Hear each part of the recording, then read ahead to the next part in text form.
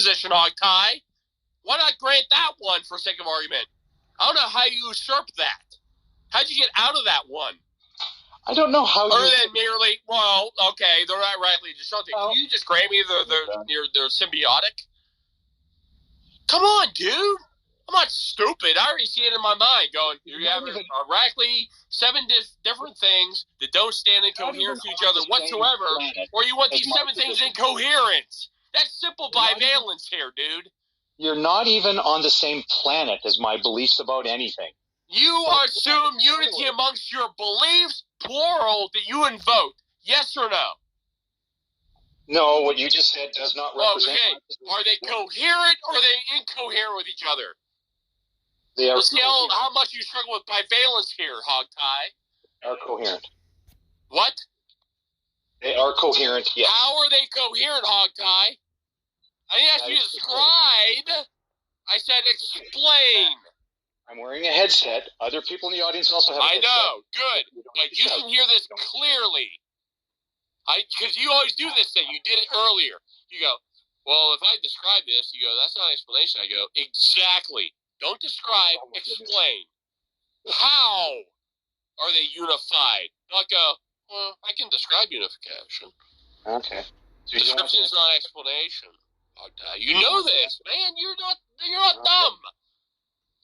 You know this. But people will play on that pivot and go, well, if I describe it, maybe they'll accept it as an explanation. To the gullible, they'll accept that, Hog Tie. I'm not that stupid. Okay, so the third question you dipped us over to was how are they coherent? And I can answer that. How? They are coherent because in combination they do not lead to any inconsistencies. Sorry, not inconsistencies. Contradictions. No, how do you bring them together whatsoever? That's what's being asked you. No, you asked me how they're No. Oh my God. You do not listen to the questions being asked you. I said, how are they unified? Not, you said unified, there's no contradiction. See, you started describing again. You said coherent, so you guys want to let that's sure. If you we know you implied coherence. I get, how are they? Just go, well, coherence presumes there's no contradiction. So if I say there's no contradiction, therefore coherence, that's all you played a little game. Hog Tie, you're not pulling the wool over my eyes, so drop your shtick. This is all you have left. Now, look, Hog Tie, I'm speaking mono here. Hog Tie. No, you're not. You're speaking you. You just played that last game with me. I saw right through that fog. You threw that fog up, that smoke and mirrors. I go, I see right through that, Hog Tie. I'm not that stupid. But that's all you had to pull out of your bag of tricks. I go, okay, give me something better, Hog Tie, than that. Yeah. I saw right through that. Do you have a rebuttal or counter rebuttal to my rebuttal to that? Counter rebuttal. First off, you haven't rebuttal. You actually, I rebutted it, didn't I? No, you didn't. Yes, okay. Let me show you again how I did. Since you missed it and went over your head. All you did was shout. You presumed coherence and said, well, if there's no contradiction, I can just say there's no contradiction, therefore coherence follows. Nope. Is that all you laid out? Not at all. Not at all my position. Not at all my position. Rewind the replay on this. I want everyone to do that at this moment. When I called Hog Tie out on it, rewind it back just a minute. That's all he laid out. Well, since there's no contradiction, that implies coherence, therefore, coherence. I go, that's begging the very question asked of you. How'd you not have a contradiction? Matt, so now you've asked the audience to rewind it. And they'll listen to it. Where I said, I presume coherence. Presume. Okay, no rational argumentation. Wait, they're saying, well, if I grant coherence, say there's no contradiction, therefore coherence.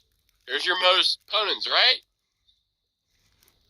That just seemed to fly by you going, well, that makes sense to me. I go, okay. You didn't lay the metaphysical grounds for what unifies all the plurality. I go, what's the tie that binds that's distinct from the plurality that actually binds the plurality together? I didn't hear one single transcendental ultimate that actually does that. Hog Tie, what is that thing? Why are you so angry? I'm being assertive. I want you to focus on the issue.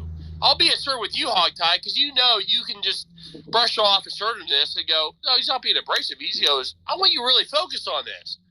You assume unity amongst plurality of your 6, 7. It's going to go beyond even the 3 or 4 you laid out. There's going to be multitudinous things you'll say are, quote unquote, properly basic beliefs, your presuppositions, whatever. Use whatever thing, axioms, whatever. You can take any one of the 3 terms. I go, wait, they're assuming a plurality and a unity amongst that plurality. Well, math question to anyone who does that little game and just stops there. What's the next question? Well, what provides unity amongst them? Not say, well, you can grant me coherence. If there's no contradiction, then I just have coherence. I go, I'm not talking metaphysically, something distinct from the plurality you invoke. 2 or more things. If I say, Hogtie, let me give you just a stupid example here. It's not stupid, it's just mundane. If I say, write 5 and 6 on a piece of paper, Hogtie, does 5 unify 6 or does 6 unify 5? Or does something else distinct from 5 and 6 unify them? You don't believe they unify each other. You believe there's something else, a third entity that unifies those particulars, that they have coherence with each other. You understand the principle there being taught, right? 5 doesn't unify 6. 6 doesn't unify 5. You believe, that's a concept of number. We call it the number 5, the number 6, the number 7, the number 8. Yeah, they're all numbers. That's a class they all share in common. Well, the class of numbers distinct from any particular that you want to have coherence between each other. So imagine 5 and 6 is your plurality of beliefs. You have more than 5 and 6. You have 7, 5, 6, 7, 8, 9, 10, 11, 12. 6, 7 of them. Okay. Well, what's distinct from those plurality particulars you invoked? What is external to them and actually binds them together?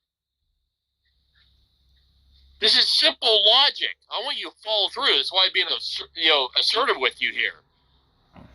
You understand the concept here. I'm just seeing if you're going to be held to the hilt here to the principle.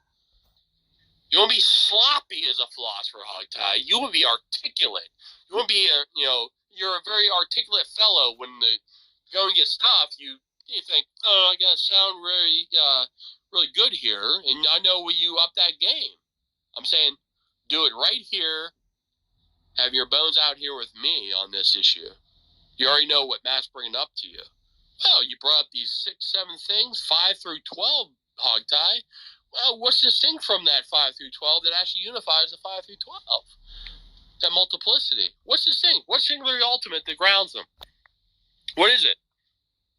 What is identifiable that you have actual unity amongst diversity? But that ultimacy needs to cash out diversity as well.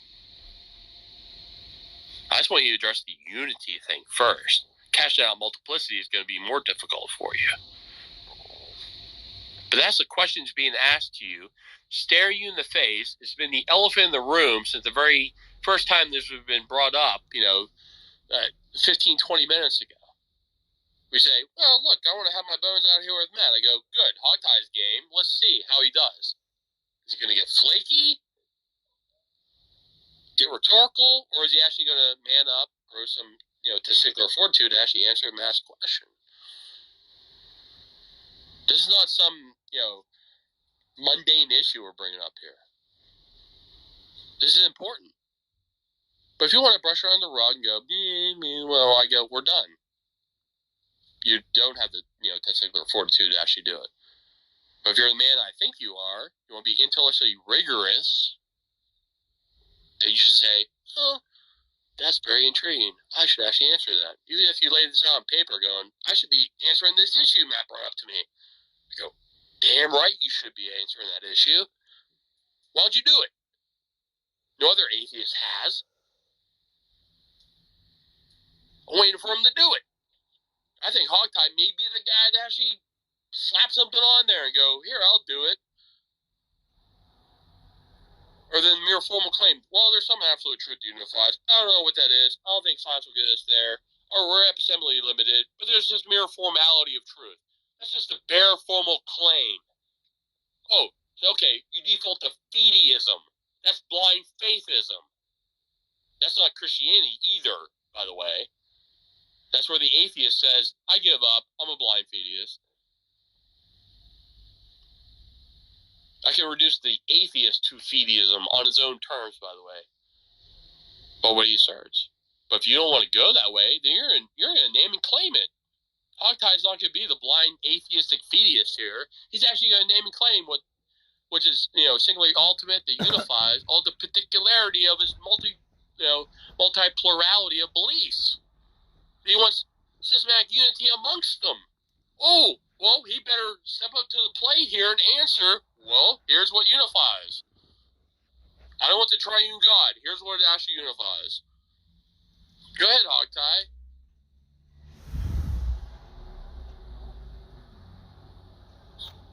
You're going to answer 1 Corinthians chapter 1, right? Where he says, hey, where's the wise man? Where's the scribe? Where's the bear of this age? Oh, Hogtie's going to step up, be the bear of this age? Mr. Wise Guy, okay, step up. Tell us what singular ultimate unifies here, where you want systematic unity and symbiotic unity of the plurality of beliefs. You say are, quote unquote, properly basic. You don't get a free lunch on that. You don't.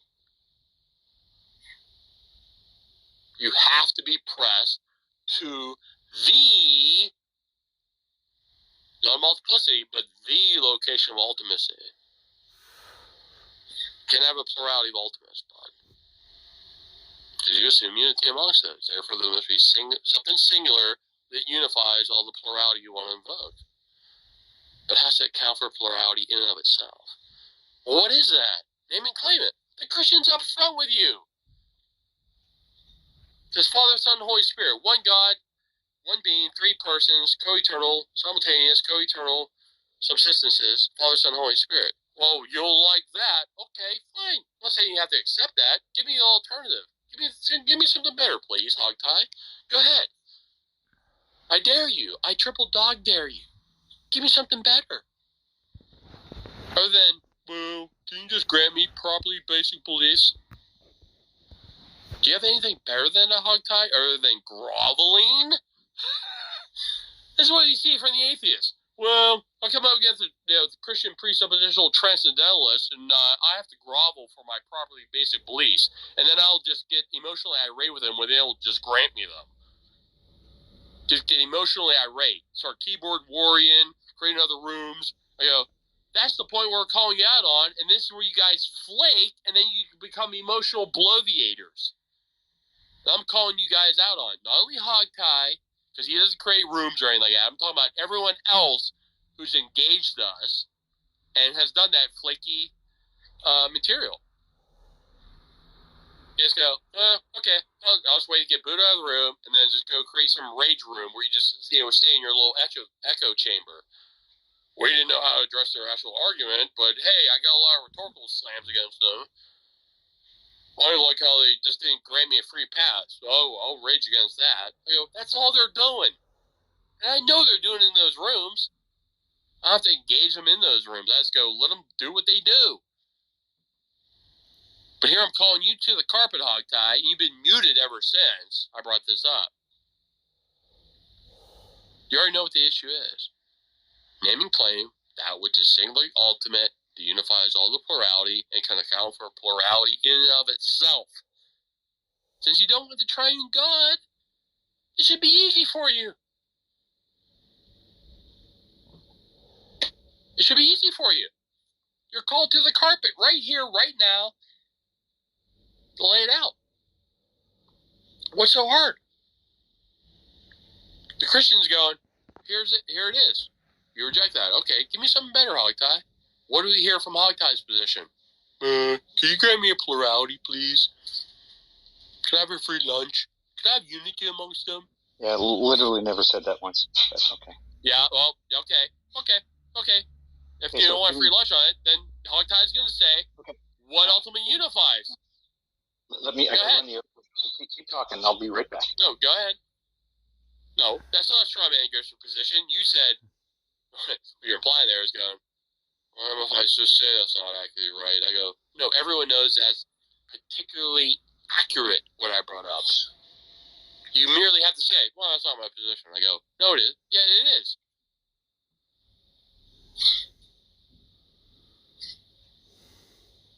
You say, no, that's not my position because boom, boom, boom, boom, boom. It's really, well, that's not my position.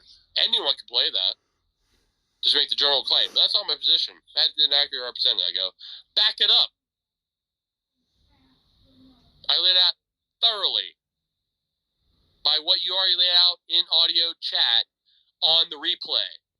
Matt, I got properly basic beliefs. Oh. And what did Matt ask you? What unifies them?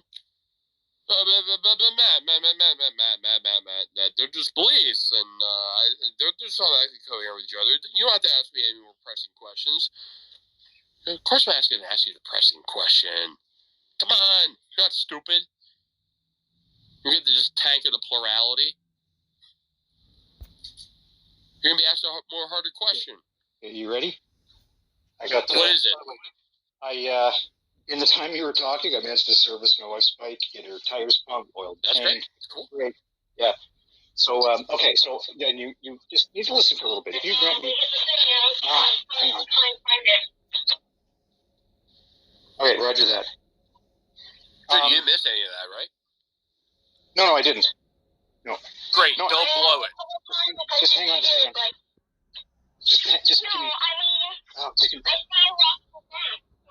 Oh, okay. That's them talking to each other. Sorry, everyone's got radios here. Driving me bonkers. Okay. So your understanding. It's your position that when we're discussing ultimates, we're going to list our ultimates. Not plurality. Hold on. When we're discussing you weren't listening. Matt, you're not listening.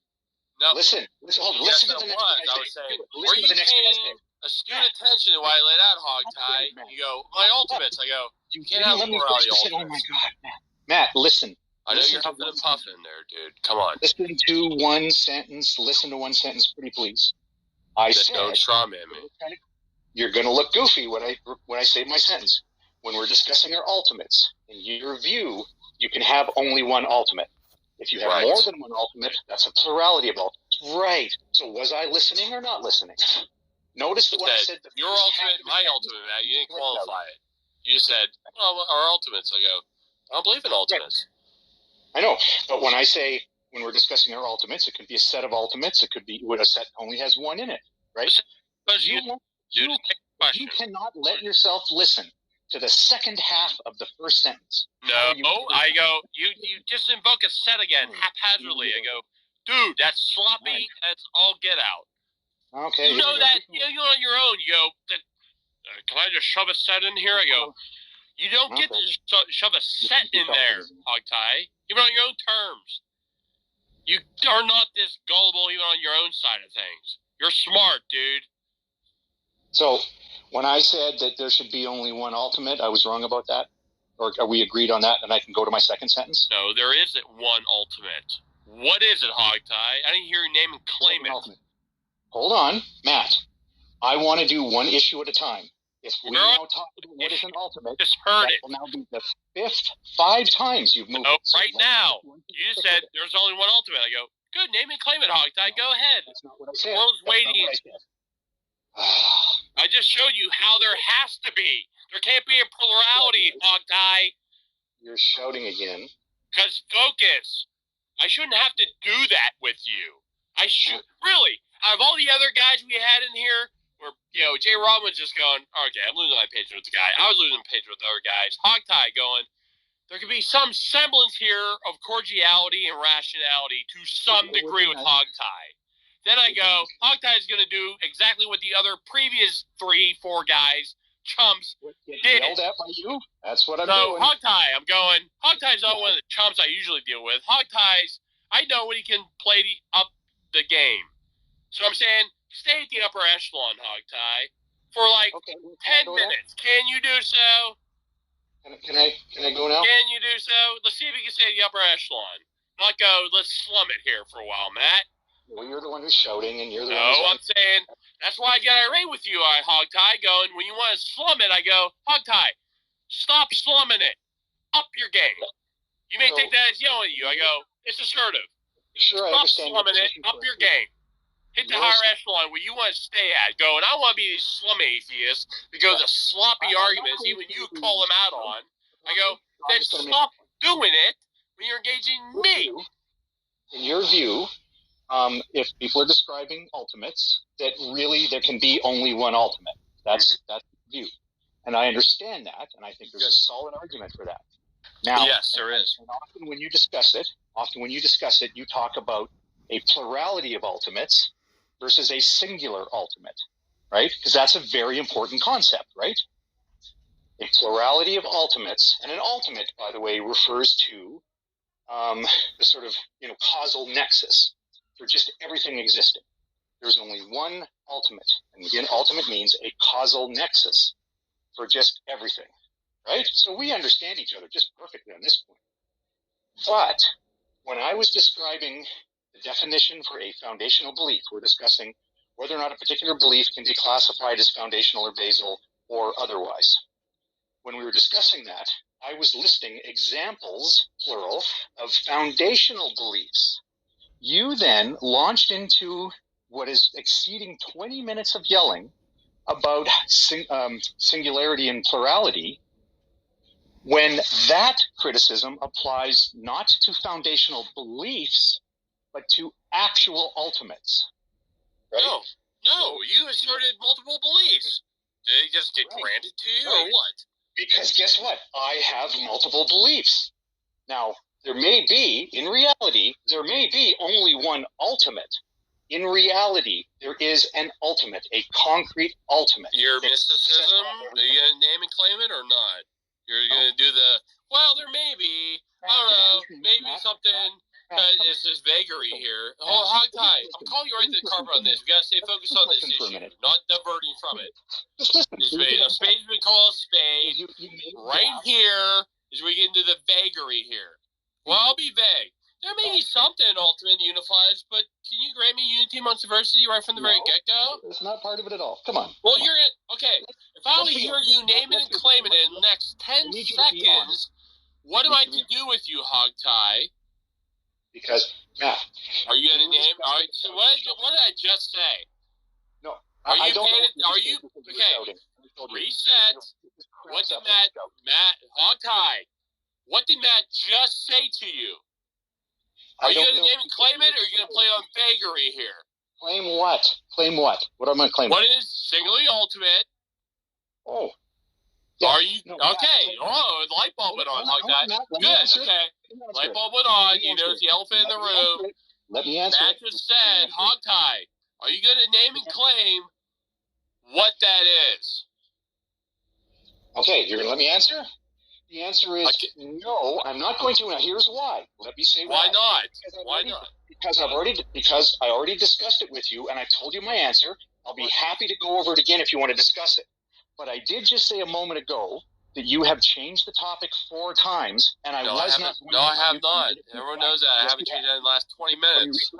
I can rethread it for you. It's been the same issue. Do not twist my words. We were Don't initially dare twist my words. You think I'm going to let you get away with that? I'm listing the topics. First, we were discussing whether or not belief in God qualifies as a basal belief. I never claimed that either.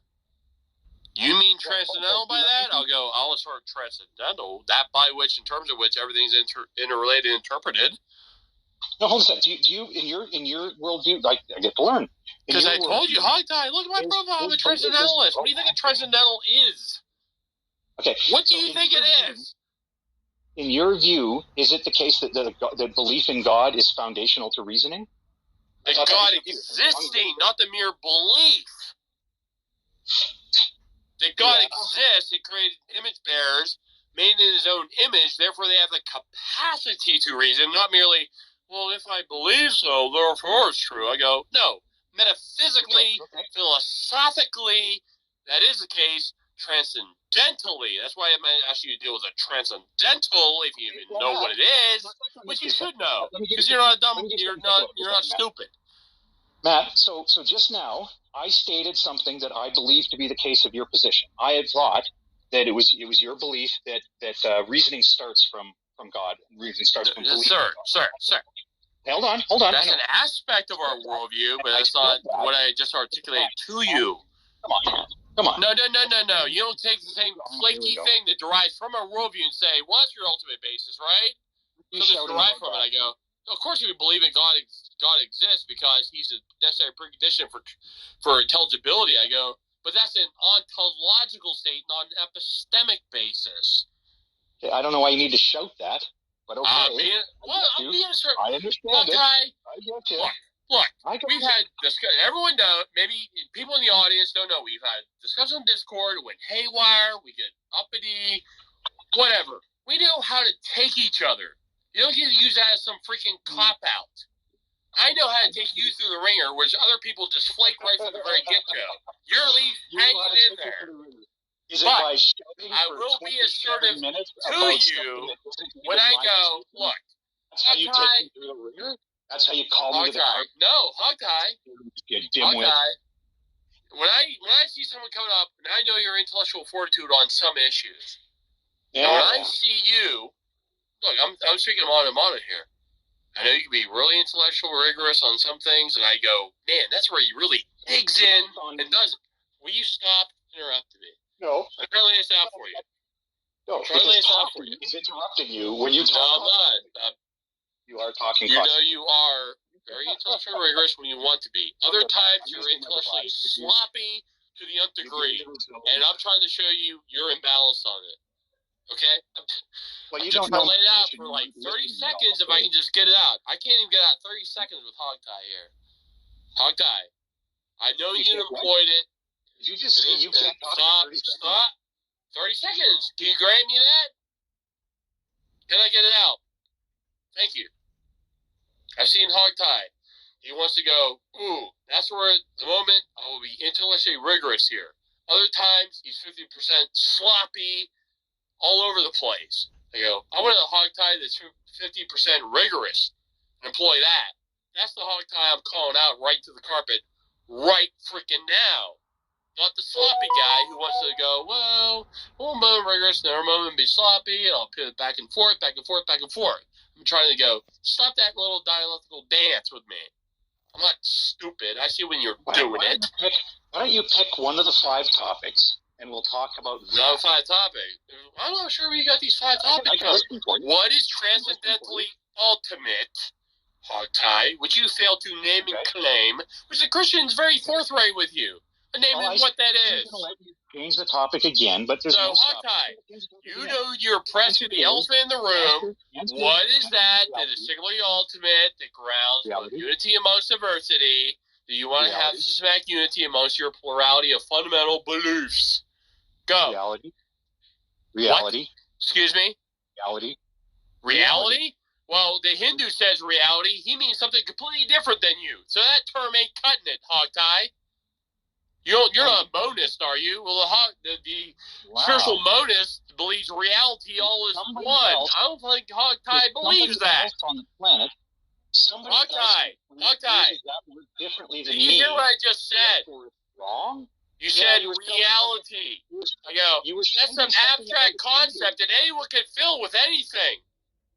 Do you hear me? That's why I wrote the Hindu. He goes, reality all is one, Hogtie. He goes, he invoked the same term Hogtie did. Does he mean the same thing that Hogtie did by invoking, quote, quote, reality? No, Hogtie. So that term ain't cutting the mustard.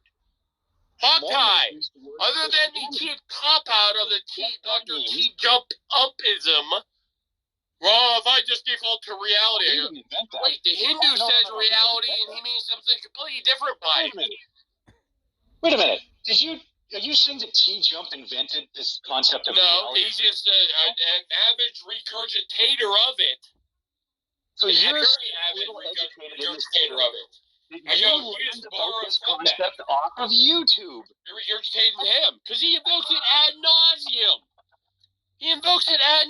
Well, if I just say reality, I go, wait, Christian says reality. He means something completely different than the atheist or the Hindu. The Hindu invokes reality, means something completely different than the Christian and the atheist. Wait, reality, just going, quote, quote, reality, some abstract concept. I go, that's just formal and abstract. There's no concrete character. As soon as you throw the concrete character, then you know the worldviews are completely different than each other. Completely different. So that term doesn't get you out of the questions being asked you. Hey, Matt, let me point You're not something out going to to be you. concrete about it. Come on, Hogtie. You got to be better than this. Everything going, well, I'll be sloppy now, Matt. I'll just say reality. Come on, dude. That's me answering in the time you allow me to respond. No, that's you copping out. No, it's not. That's the answer. Yes, it is. It's really. I just said what you said at the time you gave me. I go, you just tanked to something purely formal and not concrete, which any heretic can gleam upon and go, well, that's my view of reality. It's not Hogtie's view of reality, but we just say the same term reality. That should just get us out of the jam. Come on. Matt, okay, let me point something out to you then, Matt. Come on. The Mormons use the word Christianity, which I guess means Christianity is now. I'm not claiming that. That's your argument, not mine. I didn't say reality. When did I ever say that, Hogtie?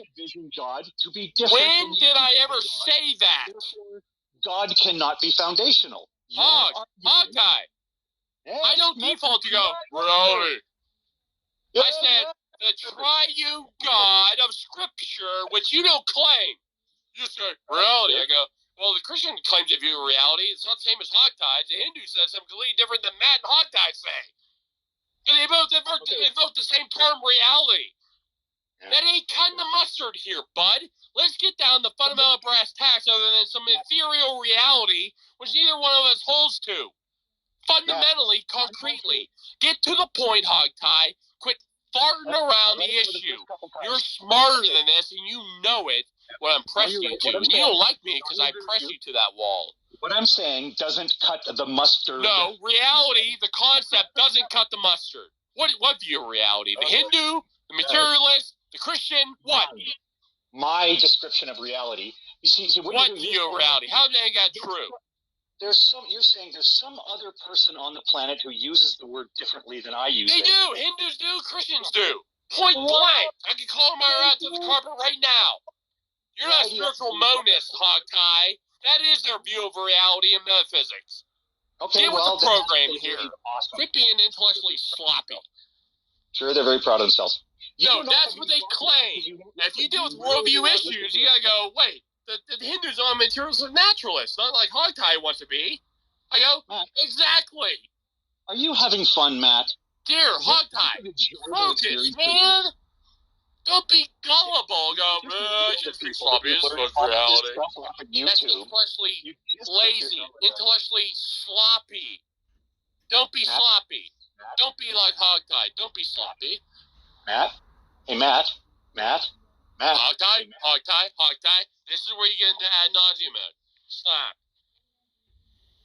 You haven't had to do it up until this point. Then I go, Hogtie's going to enter childish freaking bickering mode. Matt. What do I have to do? Hogtie. Make it stupid. Gives me a freaking headache, and it, turns my stomach, because I know people are defaulting to their last ditch of rhetoric and tactic to try and usurp what I brought up to you. You're not dealing with the meat of what I brought up. You're going surface level, dude. You already did that as soon as you defaulted to quote-unquote reality. Okay? So, up your game, quit defaulting and punting to, well, just deal with the abstract reality. Well, that has a whole host of issues, just like reasoning does. How many times do I bring it up to the people, they just go, well, reasoning. I go, well, in the history of philosophy, so which view of reasoning? They're not the same. So you don't want to discuss this ultimate thing either. You want to go to a different topic? Yeah, you name and claim it. What is it? You said reality. Go, what is it? Name and claim it. You want to discuss that or no? They ain't getting concrete about it. You're laying out something formal and abstract that any person can use. You know what difference between formal and abstract versus concrete, Hogtie? I sure do. I see you struggling with it. Then quit being formal and abstract and be concrete about it.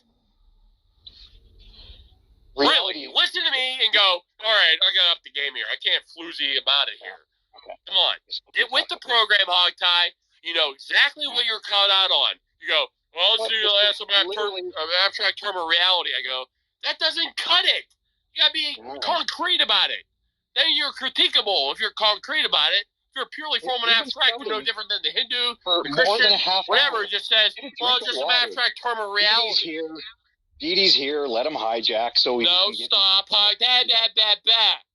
Little emotional children. You're an adult. You can take your medicine, okay? He's not going to jump in. I'm already taking you to the task. Yes, he will. Okay? You're not. You're shouting about a position that I don't even hold. I already took you to it. You don't get to cop out to some abstract term, Hogtie. Wake up and smell the coffee. But that's all you have left is going, Matt, I have nothing than intellectual laziness. I'll just say reality. That's all you've done. And it's on replay. That's all I have time for if you're going to shout for literally more than a half hour now. Lay it out concretely. How do you know? Versus the Hindu, who says, well, we believe all is one. I don't believe that. I know you don't believe that, but that's their view of quote-unquote reality. They invoke the same term, Hogtie. What differentiates you from them? Did you know that the Mormons use the term Christianity? Did you know that other non-Christian religions use the term God? Irrelevant to our discussion. We're not dealing with reality. Oh, man, you jump ship. Man, it's amazing how your one-track mind goes. Well, if I just glean upon this term Christianity, I'll make that similar to reality. I go, wait, that's a metaphysical claim, okay, which you're being pressed on, which you haven't divulged. What is metaphysically ultimate? Or there's some abstract term that anyone can use the term. We've already shown that's floozy. You're flaking.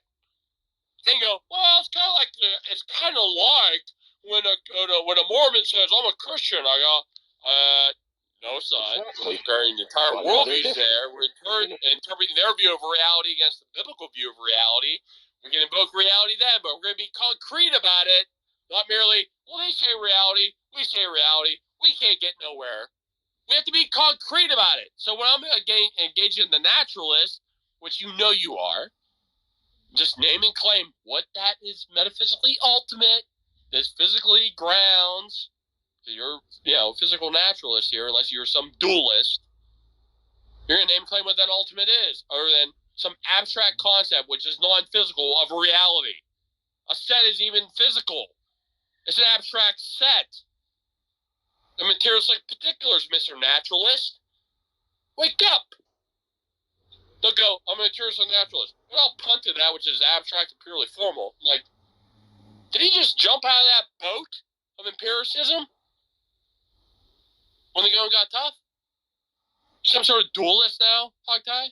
They have to account for that dualism. How do you get two of them in the same realm? Opposite ontologies. Do they have coherence between each other? You want to be pressed on these issues merely, well, I would just learn the abstract term reality. That should get me out of the jam with a presuppositionalist. The number of times you guys done that. At me for more than 40 minutes about a position not 40, wow, 40. No. You've been taking a task. At every single point, you have the opportunity to respond other than flaking on it, and then after regurgitate the same stuff for 5 minutes. I don't hold is not pressing me or taking me to task. You held to abstract concept of reality? What is that reality, Hogtie? What is that? That's different than the Hindu, right? You're not a spiritual monist, are you? That's their view of reality, quote unquote. Is that not yours? Hogtie? Is that not yours? I don't think you are a spiritual Hindu, right?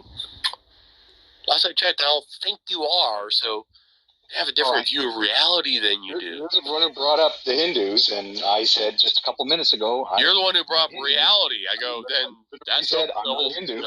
Open the hell many people want to use that term. Doesn't really nail it down. Hogtie, how's that term nailed down for you? How's it nailed down for the Christian you're interacting with? How do I know what Hogtie's nailing down as quote-unquote reality? Or this a merely abstract placeholder? Okay, well, you don't want to know what I think about it, but don't. Oh, well, you'll know. Come on. I just asked you, name it and claim it, Hogtie. And I asked that question. Hogtie goes, well, you don't want to know. I go, I just asked, how do I know what Hogtie means? Okay. Don't drop the verbose rhetoric. You're flailing on it every moment here. I asked you the question, how do we know what Hogtie means? Hogtie, what does it mean? Well, that means you don't want to know the answer, man. I go, where do you get that from that? I just asked you to explicitly lay out what do you mean by that. That means I want to know.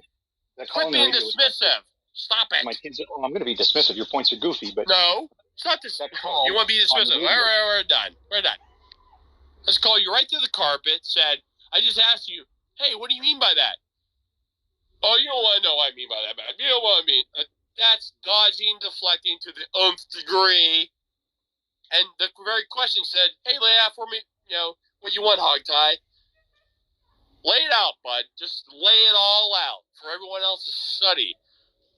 Well, I don't think you want to know what I mean, Matt. Even though you just asked me, what do I want to lay out? I don't think you want to know. But you just called me to the carpet and laying it all out for you. I don't think you want to know. Even though you just asked me to lay it all out for you.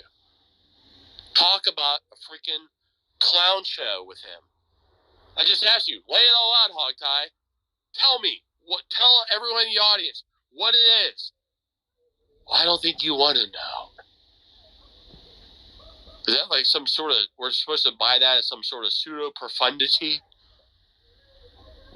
Oh, Matt just asked you to lay it all out and go, you don't really want me to lay it all out. No, you don't. You didn't ask me that. No, you didn't. I go, yeah, I just did. Everyone heard me ask you. Lay it all out. Tell me that which is fundamentally, singularly, transcendentally ultimate. There's a ground of all being. Okay? That grounds unity amongst diversity to all your properly basic beliefs you want to have. That grounds, quote-unquote, reality. You want it to be a set of all these properly basic beliefs. I go, lay it out for us, Hogtie. I don't think you want to know what I believe, Matt. I go, I just asked you what you believe. Tell me. Lay it out for everyone. That's blatant dodging. You're asked to lay it out, and you go, well, I don't think you want to know that. I go, what are you, mind reader? I just asked you clearly, verbatim. Lay it all out for us. Tell us. Then he spins it 180 degrees. I don't think you want to know. Who buys that garbage? It's ridiculous. Come on. And Hogtie's better than that. He's not some of these floozies you get in here that go to the little childish trolling thing, get their rocks off for a few minutes, get their 50 minutes of fame, and then they're booted out, whatever. Hogtie's been in the dance for quite a while. Shut the fuck up, you little bitch. Why are you talking so much? Let him Why speak. is that guy whining? Not addressing anything I said. Other than going, oh, you're venting. I go, yeah, you're just venting. Well, okay, now what? You're not addressing any substance I brought up. He knows exactly what he was called out on. Exactly what he was called out on. And Hogtie goes, well, okay, here's where I jump ship. Here's where I cop out. And Hogtie knows he's doing it. He's one of the best that I've engaged. Do you remember him back in the Google Plus days? Yeah. He was doing the same shtick back then of bloviating and dodging and evading, Same thing. Well, I mean, when pressed to the issue, that's where he dodges, bloviates, and when pressed to the issue. On other things where he feels comfortable, he can be articulate, slow, explanatory, blah, blah, blah. I go, that's what I bring up to him earlier. I go, Hogtie, I've seen you be certain times where you're articulate, expressive, right to the point, no fluff. Then I see 50% of the time you being Mr. Fluff Agent. You throw smoke. He plays between the 50-50 there. He pivots back and forth. I go, I want the Hogties on the 50% there, being rigorous, articulate, hey, all right, it's staring me in the room. I can't dodge it anymore. No fluff will avail. People are going to see through that smoke and mirrors. I go, and what did he do? He punts his smoke and mirrors.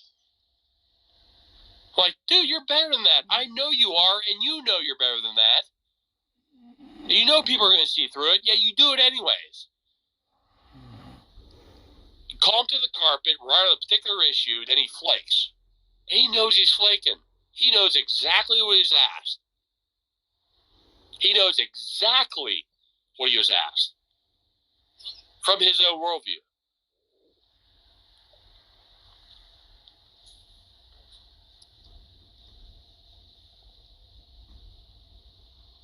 He knows he's doing it. He doesn't tank as quickly as the other one. Of course he does. Yeah. He's I expected it just at some point there. He's well practiced at it. Oh, he's had quite a few years at that. They're going, I'll study these guys in his off time, and we know they do it. They're going, how do I engage these people? We know they're researching, they're studying videos. They go, okay, and they're probably taking notes, whatever. They're not even steelman us. They're just thinking like little highlight clip here and go, well, if I listen to what this other person says, then I should be able to nail on this. And I'm going to engage in a dialogue with them, and I'm going to bring this up to them. I go, well, they're trying to do their homework in the back end. I don't think they're doing it thoroughly. They're not stealing our position. But you know that they're, people are engaged by the media, the YouTube, and they're going, okay, we're atheists, so we got to deal with these presuppositionalists here. We got to deal with what they're bringing up to us. I go, they're not even getting the full brunt of what we're bringing up. Even when we laid out full brunt, they hear half of what we're saying. Even though we laid out the whole stuff. I completely agree. Yeah. But I'm going to be going to dinner, so. But okay. That's hog time for you. This is what he does. Yeah. I call him the carpet there. He's the only one up there, actually. Came up to the audience. I give him balls for that. Notice people can't say, I'm the only one getting indignant here. Okay? You're justifiably getting indignant because he's purposely being obtuse and evasive and dodging. Okay? Yeah. Right. It's just par for the course of these guys. I'm just saying, hey, I have to call you names like that other than, look, quit being dodgy and whatever. I go, you guys, some of these guys are better than it, than that just rhetorical shtick. Okay? If you want to engage us, deal with us, on a worldview basis, going, I'll be charitable, I'll steel man, blah, blah, blah. Even if I rigorously disagree with you. Fine, let's have a cordial back and forth other than people just coming in, want to talk for, 10 minutes, straightforward, and we can't interject and ask you questions or anything like that. There's no back and forth between Jay Robin and other people there. People just think, well, if I just come in there, over-taught the Christian ad nauseum, I get kicked out, then I get the axe grind against the Christian because I over-taught them ad nauseum. What did you win? Score points for the day? You'll be back doing the same thing every other room we create. If I go in there and troll them hard enough, I can just go, well, they were mean for banning me. They only give me a word in edgeways, even though I kept over talking them every 5 seconds. That's not a back and forth dialogue. So you're not even engaging in the principle of charity of having a back and forth to begin with.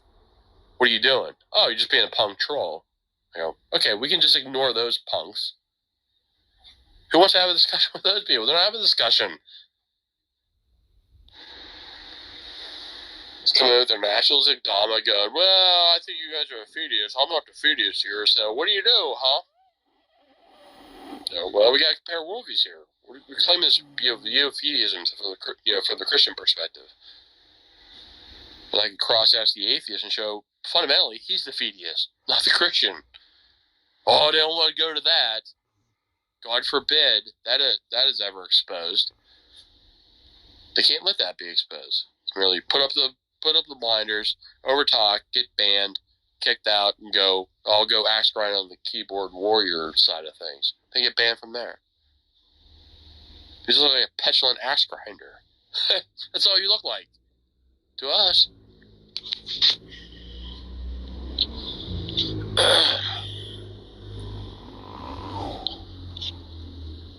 No, I'm just saying Hogtie better than some of these other floozies. But even he tanked. We're impressed on one-on-one dialogue. And he does it every single time. I've engaged him over 5-6 years, and every single time, press him to the hill. He flakes. cops out. Because that's what he has to do. Oh, it's a reality. Okay. You and every other,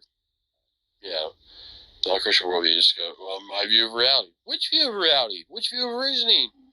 Completely different views of reality, completely different views of reasoning. Whose view of reasoning? Whose view of reality? Whose? You invoke the same term, but you mean completely different things by it.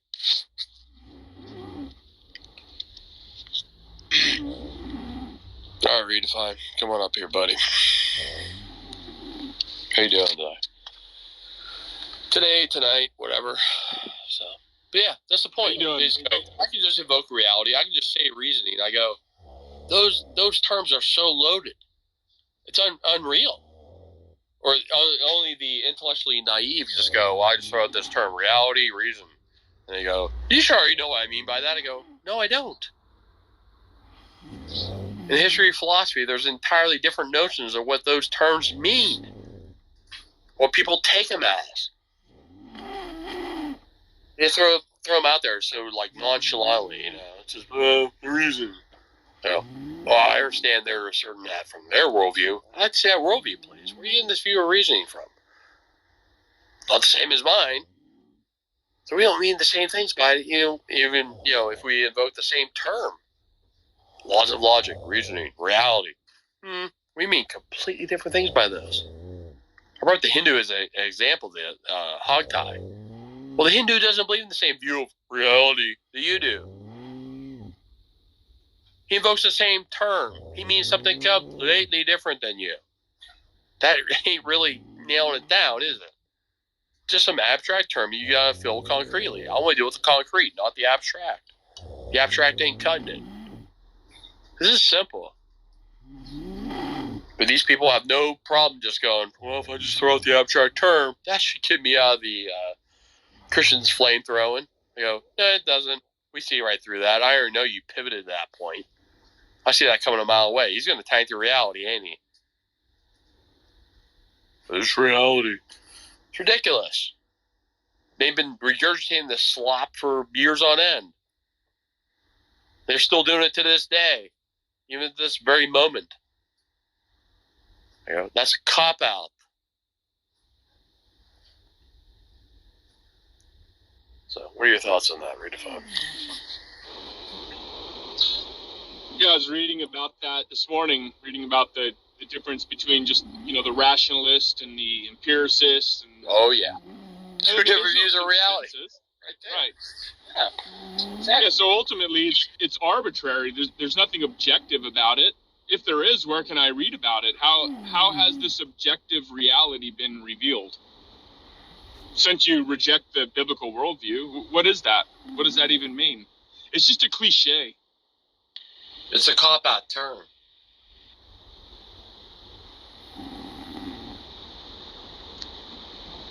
That's like saying I have nothing left. Reality. I was leaving it at that. I go, well, we can dig deeper into that. Go back to layers. It's just an abstract term. You got to be concrete about it. The Hindu is at least concrete about it. They believe everything's an abstract, spiritual one, different than a naturalist who believes it's a physical monism, in essence. Everything's physical in nature. And so it would be some sort of dualist, and I go, there's more pressing philosophical questions there. They want to be holding a dualistic view of reality. But I go, at least everyone in the gambit here is going, monist, dualist, physicalist, blah, blah, blah.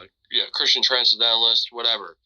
They're going to have something concrete regarding their view of when they invoke the term reality, here's what we mean by it. And they're not the same. That's it.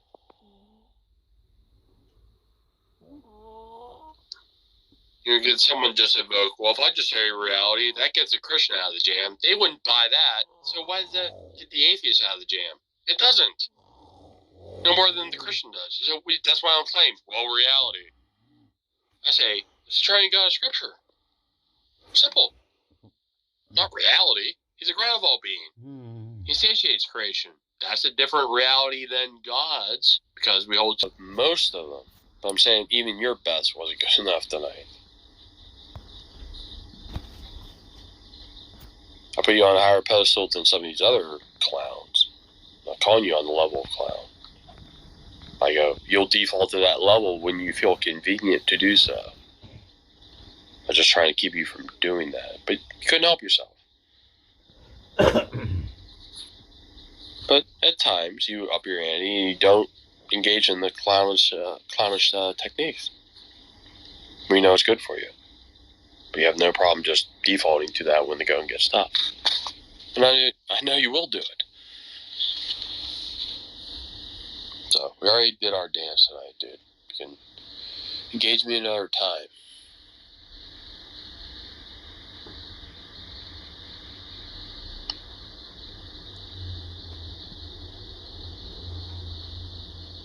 You're at least one that stood the heat of the kitchen for a moment, and then when the heat got tough, you just floundered. I go, well, you lasted longer than most people. I gotta give you kudos for that. But as soon as I press you on the main issue, that's where you flake. As far as I can take you, dude. It's not gonna change either.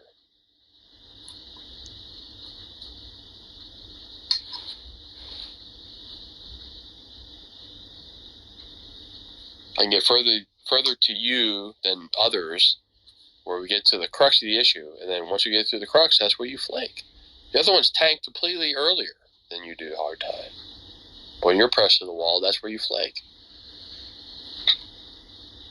No different. It's just you survive longer than others.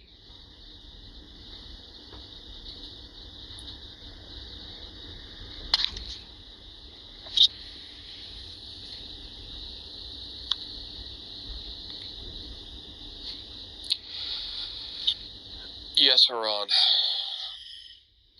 It's pronounced heron, like the bird. Okay. I've heard it pronounced both ways.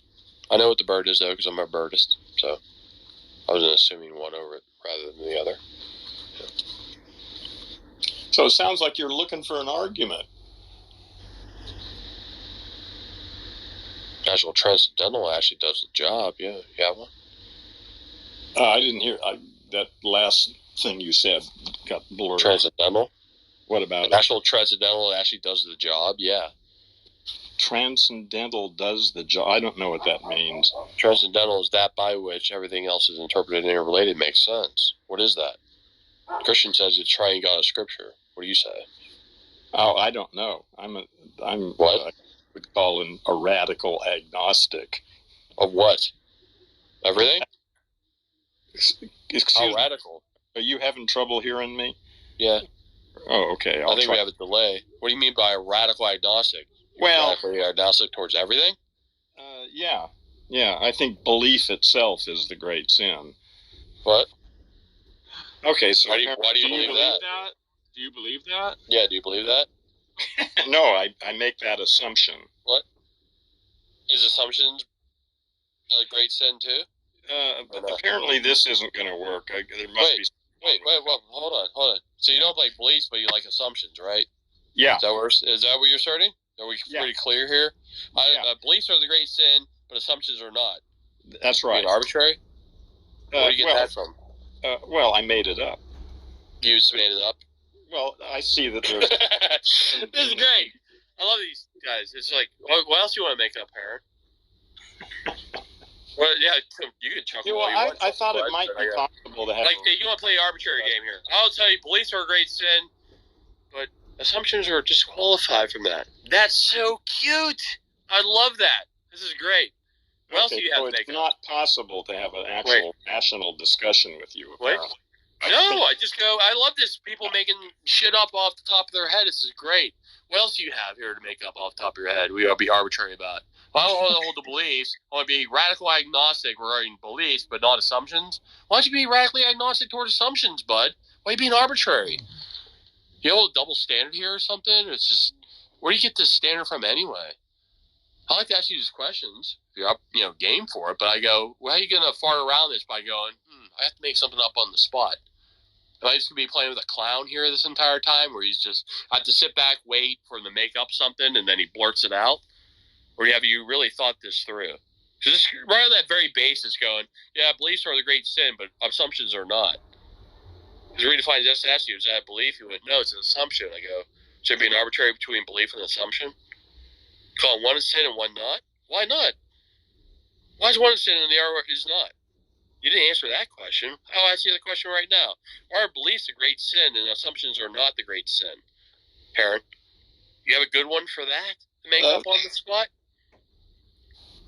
Do you have one? Or are you just sitting there emotionally ash grind as well?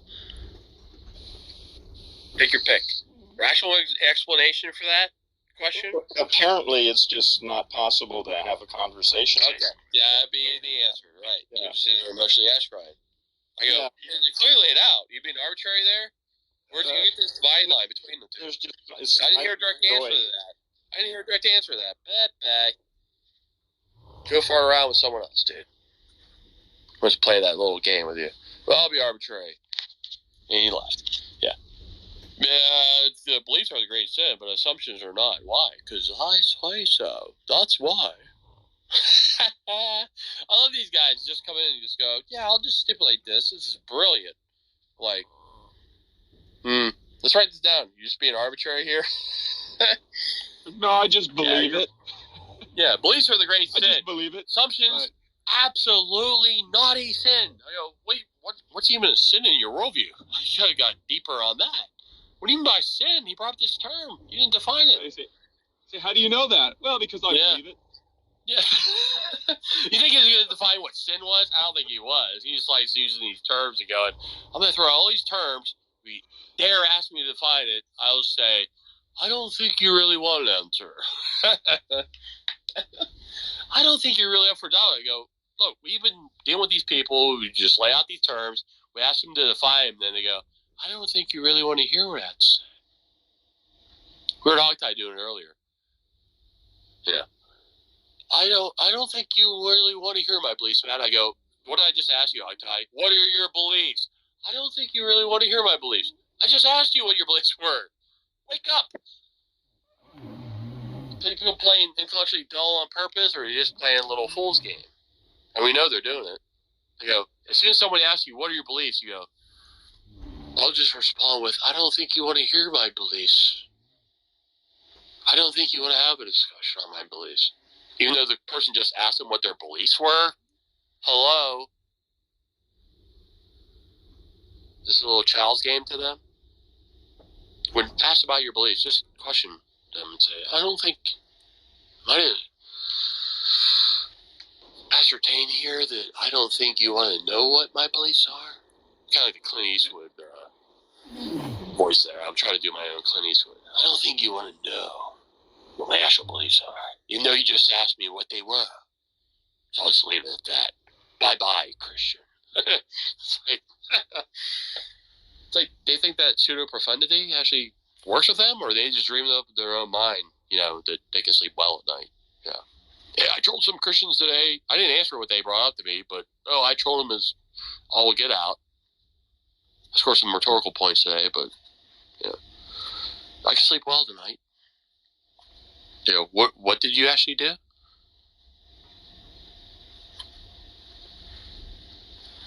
Well, if they're really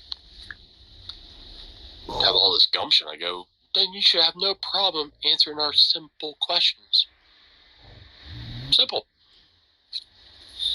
But what did they get? Oh, they started having allergic reactions, coughing, sneezing, hemorrhoidal attacks when engaging transcendentalists. Oh, you bring up worldviews. Wow. They start hacking, coughing, vomiting. You go, I don't want to deal with that worldview issue. I'm completely allergic to that. I have allergic reactions to it. I start coughing, sneezing, vomiting, probably some diarrhea, when they're engaged with worldviews. And they're like, I don't want to deal with worldview considerations. Let me move on somewhere else. That's what they do. They start having convulsions. I go, okay. So you just divulge your allergic reactions to us. That's brilliant. Cute.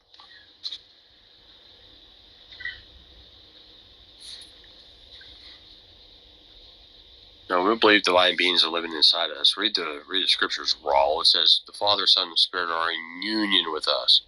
Not that the Father was in Jesus. He says, I'm the Father is in me. That means that the Father and Son are in union with each other. For crying out loud, you guys just do not read our scriptures. It's amazing. But You have no problem putting that sort of stuff in the text chat. Without, or as Matt earlier said, one will reckon any particular fact or facts, right? And he talks about that facts are either created facts, okay, whether it's a rock on the side of the road or the cell phone that you're holding in your hand, because it's just simply reformulated stuff that or reconfigured stuff that God made. Mm-hmm. Either these are created facts, or someone will invoke that without reference to God, and they will ultimately be brute facts. In other words, whatever these facts are, they ultimately have no identifiable reason as to what is, can be, or cannot be. And so Van Til says brute facts are meaningless. They're uninterpreted. So a fact is either interpreted by God because the fact itself was instituted within the purpose and the plan of God, or there is no final interpretation. It doesn't matter what the would-be autonomous man interpretation that he gives, okay? Mm-hmm. Because that's not necessarily true from his point of view, because tomorrow it could turn out to be something otherwise. Yeah, I get that. So facts are either first interpreted, conceptualized, and instituted by the mind of God, or somebody operates without that conceptualization, which is a de facto denial. It's an implicit, like, for example, if somebody says to me, prove to me God exists, what they're not realizing with that demand, it's an implicit denial of the existence of God. Because if it wasn't, they wouldn't make such a request. That's right. It would be self-evident. Right. Also, they don't know what proof is, because, when people ask me what proof is, first I actually ask them to describe to me what proof means. Well, here's the problem. Same thing with evidence. Here's the problem. Yeah. Unless we have a concrete universal, an absolute, right, out of which all truths derive and depend, then what they talk about as proof or reason will be coming to a terminal point, the last reason, which itself cannot be defended. Yeah, exactly. It's within a subjective they'll go, kind of right. framework of brute actions. They'll go, well, God's unfalsifiable, and say, yeah, and you better be thankful that he is. Mm-hmm. Because I'll say to unbelievers, is that a problem for you that God would be unfalsifiable in principle? They'll go, yeah. I say, good. Now you've screwed yourself, because now you have no fundamental absolute from which all things derive and depend that is immune to revision, and therefore whatever you come to believe in, when you give a reference point as to why it is, can be, or cannot be, that final terminus, okay, is not necessarily true and could in principle be falsified by some future observation. Therefore it plunges man into an abyss where an epistemic regress, basically. Yeah, it plunges them into an abyss where truth is fundamentally and ultimately inaccessible and cannot be appropriated. Whereas in God's world, God has made this world so that we can come to know and appropriate certain things that are true. Mm-hmm. Yeah, I understand. Yeah.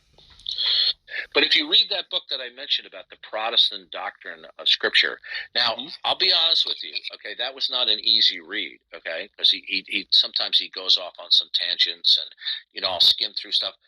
But the reason why I'm slogging through his stuff is because you come across some of these gems about where he talks about where the Christian worldview is a closed system and the not Christian worldview is an open system. Even those systems that claim to be an open system, that when we take a look at it, it turns out that even if they claim it's a closed system, like, for example, like Islam may claim to be a closed system because they believe in Allah, but it turns out that it's an open system because Allah himself is not coherent. Mm-hmm. That's something he can't even remember his own name. He can't even remember his own name from the Old Testament. Yeah, that's something I've noticed is Islam is very inconsistent.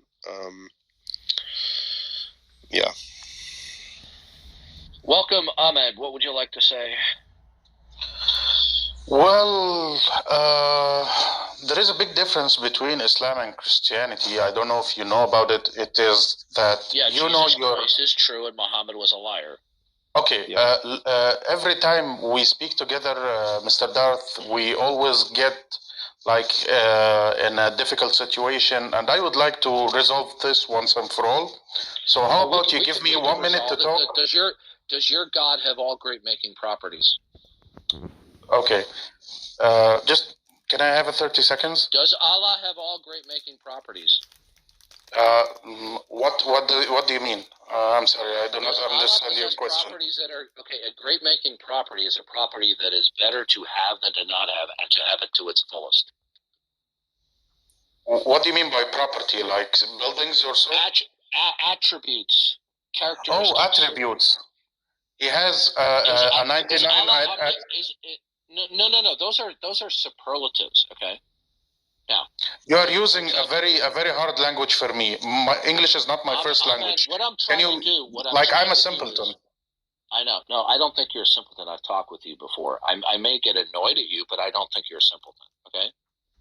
Trust me. Ask Mad Yester. If I think somebody's a simpleton and they're operating that way, I'll tell them. I don't think you're a simpleton. Okay. Okay. So the fact that I've gotten annoyed with you in the past doesn't mean that I disrespect you and I think you're dumb. In fact, I don't think you're dumb because I've talked with you a number of times. Okay. We just strongly disagree. I'm going to be straight with you. Okay. Okay, go ahead and do that. I am trying to undermine your belief in the false teachings of Muhammad because your eternal destiny is at stake here. Okay, because you are rejecting the self-identity claims of Jesus Christ. And so what I have to do is I'm not going to pussyfoot around. I'm going to go for the jugular here. Okay.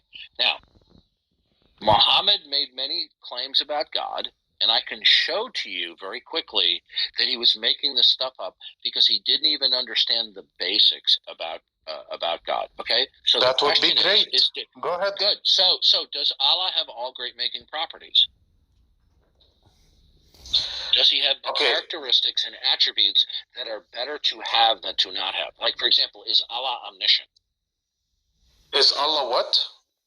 Omniscient. Does he know everything? Yes, he is all-knowing, yes. Right, okay. Is Allah omnipotent? What does that mean? It means all power. Omni means all, and potent means power. Yes. Okay, so these are great-making properties or characteristics, okay?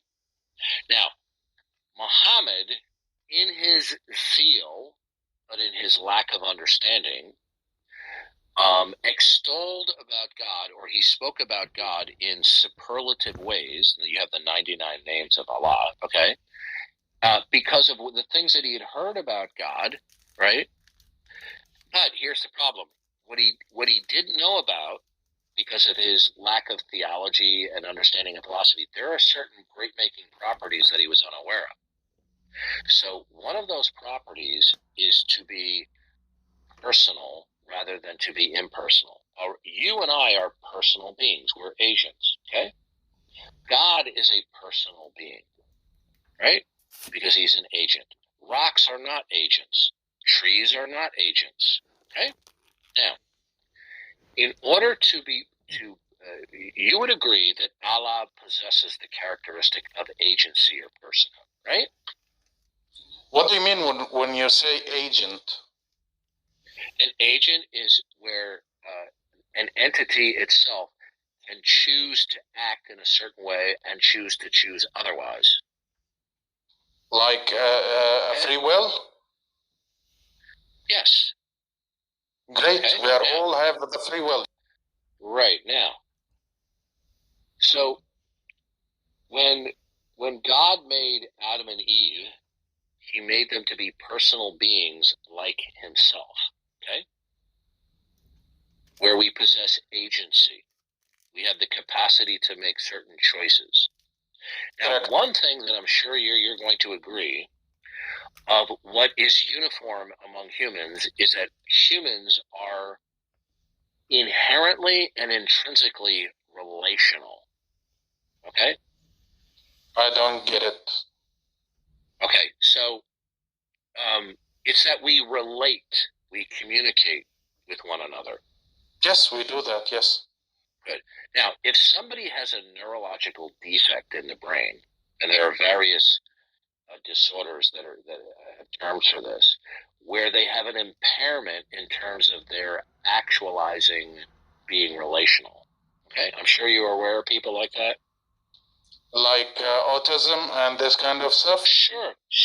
There are different terms for that. Okay, so this is a deficit neurologically that impairs certain humans from actualizing to their fullest their ability to be relational. Okay? Okay. Now, so relationality is an integral part, an intrinsic part of being a personal being. Okay? Okay. Now, the problem is Muhammad, in his zeal, okay? What do you mean by zeal? God and giving zeal means enthusiasm. Okay. He didn't understand the concept that I'm about to tell you about. Okay, which is human beings are made in the image of God. Okay, and because we're made in the image of God, part of that image of being personal means that we have an intellect, a will, we have emotions, and we are intrinsically relational. Here, I should make a point before you continue, because I disagree with that point. Okay, what do you disagree with? Great. Now, you have forced and a Christian opinion about us being made on God's image. Like, you know what God's image is, so we do not. And we say Allah is nothing like him. Oh, not in any respect? So Allah doesn't possess a mind? Not like any mind you know. No. Does Allah possess a mind? Does he have the capacity to think? Of course. Okay. Does he have an intellect? Of course. Okay. Now, that's what we mean that man was made in God's image. Okay. Now here is also one thing I should disagree with, because you are not taking this literally, and this is my big issue with Christianity. You just take whatever you want literally and figuratively if it doesn't match your thinking. No, I think that's a big issue here. The image means that there's a certain aspect or likeness of God that is imparted into some of his creation where we in some ways resemble God. Okay, now you have to differentiate between some and made you at his image. If I said your son is made at your image, means he's... This is not really controversial, okay? It really isn't. No, it is. It is a big issue for me. First of all, the scripture says that God made man in his image. Okay? Do you reject that? Yes. Okay. So then, when Jesus said in the Gospels that God made them in the beginning, he was also referring to when it says indirectly that we were made in God's image. So you reject what Jesus affirmed? Okay. Now, when you started talking, you were talking Islam. So are we talking Islam or are we talking Bible? Let's define that one first. What I'm trying to explain to you is this. Okay? You have to answer me this, please. Okay. Is God personal or impersonal? Okay. In order for me to answer you whatever you want, just give me one answer, please. Is a rock personal or impersonal?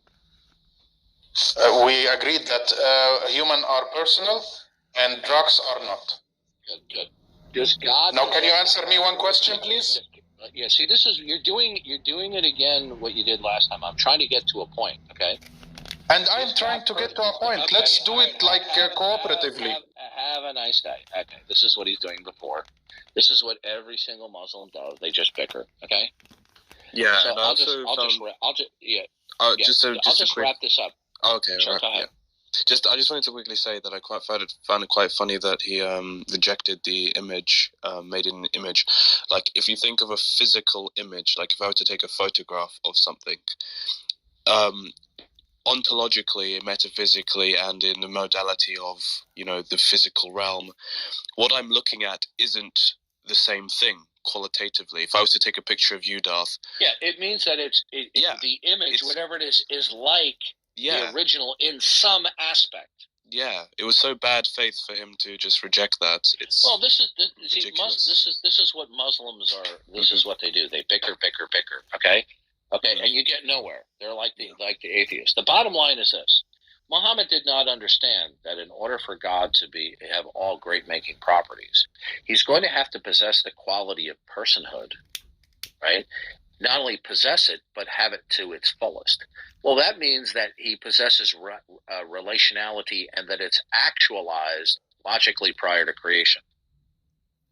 But you see, in a Unitarian view of God, there's no one to relate to. Okay? Whereas in a Trinitarian view of God, where God is multi-personal in absolute unity, each of the individual persons within the unity of the Godhead relate to each other.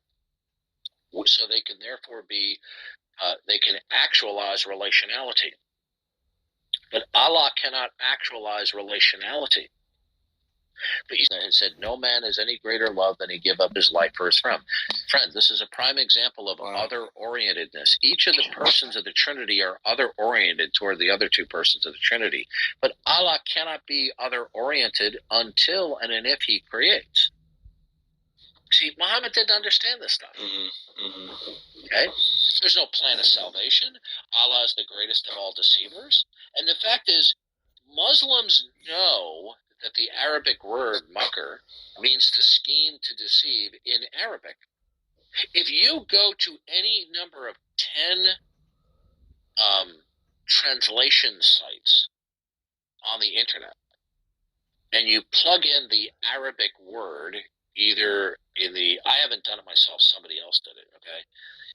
In either Arabic or in the English, the translation always comes up about to scheme, to deceive, or to be a deceiver or a trickster. Okay? So why do these 10 translation sites translate it that way? All of them. They mistranslate the word makr, which it means to scheme, to deceive. Means they either say it means that Allah is the greatest of all planners, or it means to change somebody's mind in a way that they're unaware of it. I mean, it's just really bizarre. Yeah, it's very peculiar. Yeah. So it's basically like a cover-up almost. Yeah. Of course it is. Of course it is. In Surah 4 and 5, Muhammad condemns the doctrine of the Trinity in 3 verses, 1 in Surah 4 and 2 in Surah 5. But when we look at these verses individually and juxtaposed to each other, in comparison to each other, it turns out that he monumentally, historically botched his representation of the Trinity when he condemned it. Muhammad thought the Trinity was Allah, Jesus, and Mary. If Allah is taken to be representative of the Father, that's how bad it is. Yeah. And do you know, when I methodically go through those verses with Muslims, they very quickly start bickering.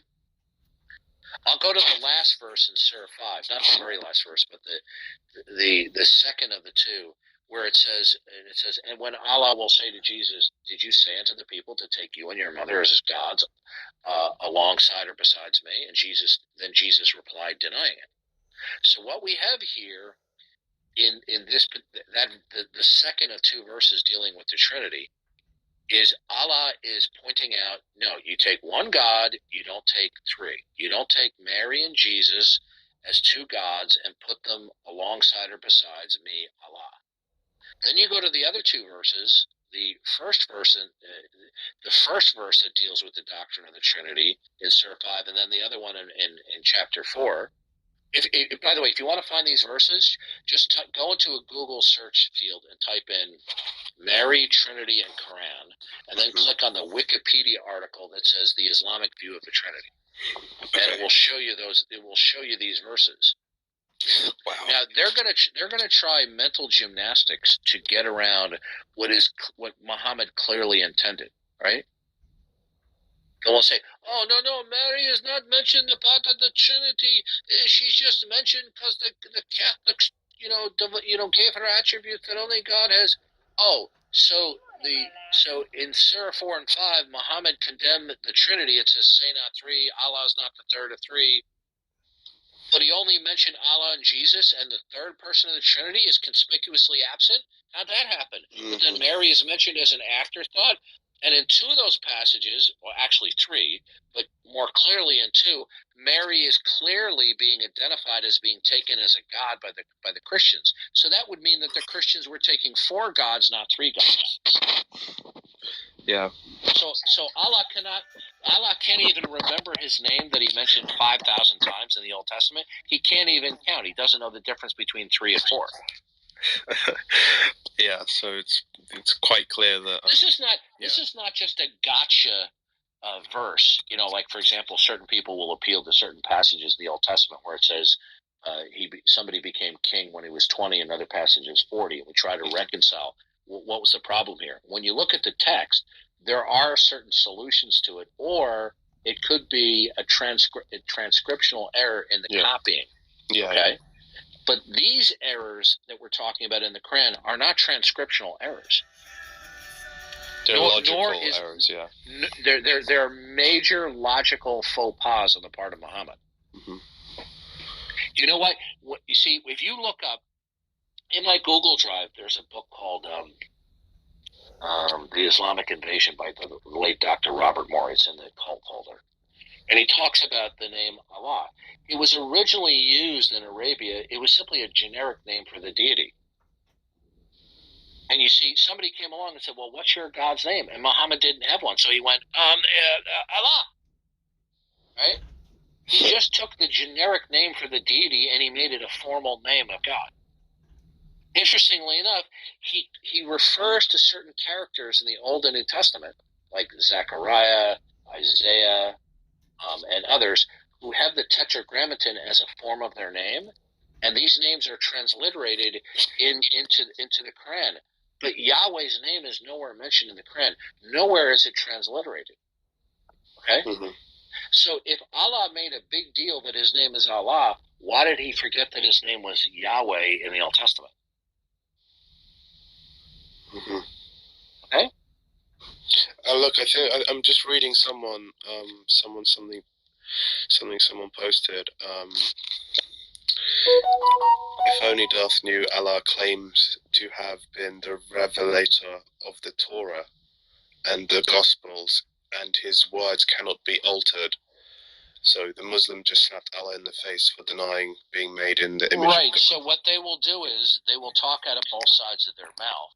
Mm-hmm. They will attack the Bible, but the point is they will say, "Oh, the Christians and the Jews, they corrupted the Old and New Testament." So then why are you attacking it then if it's corrupted? Yeah, but they also in the same breath claim to be, the revelator of the Old Testament. Yeah, if you want to read a really, it's a fun and easy read. It's called The Islamic Invasion. It's a good introduction to Islam. But in the cults folder, I've got a number of really good resources dealing with Islam. Okay. Yeah, that was very interesting. Muslims will resort to bickering much quickly and more routinely than atheists do. Although atheists do it too, but. That is something I've noticed, that when I have spoken to Muslims, and it's not been a lot, but I mean, I know of a lot of Muslims, but I don't talk with them about, I don't debate them. But when I have, I've noticed that it's bickering. They do resort to petty quabbles very quickly. And a lot of times they don't even have a proper understanding, many of them, as to the doctrine of the Trinity. Right? They have this ingrained Unitarian view that the only way that God can be conceptualized is in a Unitarian way. Therefore, if Jesus is God, was he talking to himself when he was praying in the garden? Yeah, that's a good point. This is how they think. Yeah. You see, no, he wasn't talking to himself. He was talking to the Father. You see, in the Christian worldview, we have one God, one being, okay, completely unified. They think in a very like a strict sense, like 1 + 1 + 1 equals. I've seen this whole thing that they've done, but then again, people have pointed out that it's you can think of it in other ways. Like you can think of it like what's it called? Well, it's not an addition. Yeah, exactly. It's a threefold distinction of the unified God, and we call those distinctions. It's a division within it's the like unity. A division. Yeah. Well, yeah, it's like a dimension. Well, I hate to use the word dimension because we can never accurately, depict God by analogy. But if you have a cube, you have one cube, but each dimension is integrated with the other two dimensions, where they all depend upon each other. So the cube is unified, but it is diverse in terms of its distinctions.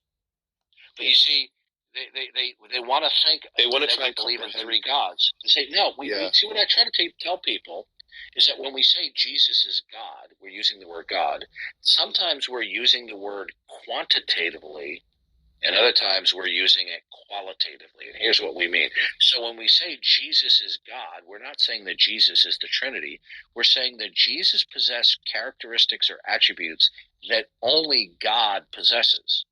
So the Father possesses attributes that only God can have. The Son possesses attributes, and the Spirit possesses attributes that only God can have. So the Father is qualitatively God, the Son is qualitatively God, and the three persons being unified in one being are quantitatively God. Yeah.